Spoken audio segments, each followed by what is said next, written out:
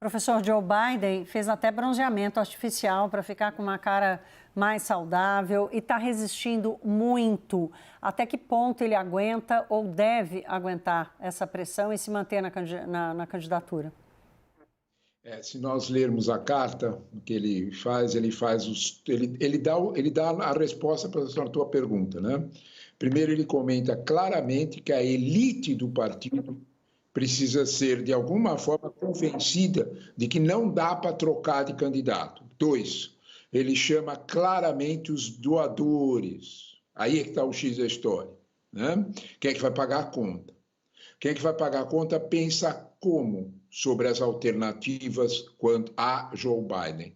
Esse é o ponto, Thaís. Se nós olharmos com alguma cautela para isso, nós vamos ver que há uma dificuldade de você tecer as linhas, fazer os acertos correlatos entre a máquina do partido e um novo candidato, entre o que são as pressões dos doadores e um novo candidato.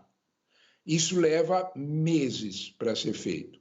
Biden, na carta, foi muito claro, né? Nós temos 42 dias até a convenção e 119 dias até a eleição. Ele sabe do que está falando.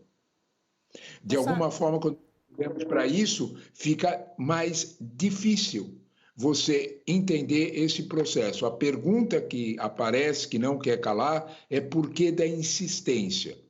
A insistência talvez tenha a ver em um processo em que Biden não tem ainda, vamos dizer desta forma, alguma projeção mais forte nas pesquisas. Algum fato precisa ser forçado. Porém, é preciso notar, como a Ipsos notou na pesquisa do mês passado, que no grosso do eleitorado o debate teve pouco impacto. Ele continua mais ou menos com os mesmos 44% de votos. É disso que nós estamos falando. É nesse sentido que ele diz que quem decide a eleição é o eleitor e não os analistas, a imprensa e todos aqueles que perdem a troca de candidato. Eu chamo a atenção para que TV ele escolheu para fazer esse anúncio. Uma TV que, na linguagem norte-americana, né, a MSNBC, é uma TV, para usar a linguagem deles, liberal.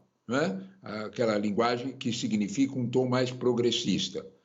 Ele, de alguma forma, foi operar nessa linha, de algum modo, avançar no eleitor, porque ele sabe que na estrutura partidária ele tem 90% dos delegados. Será difícil mudar essa realidade.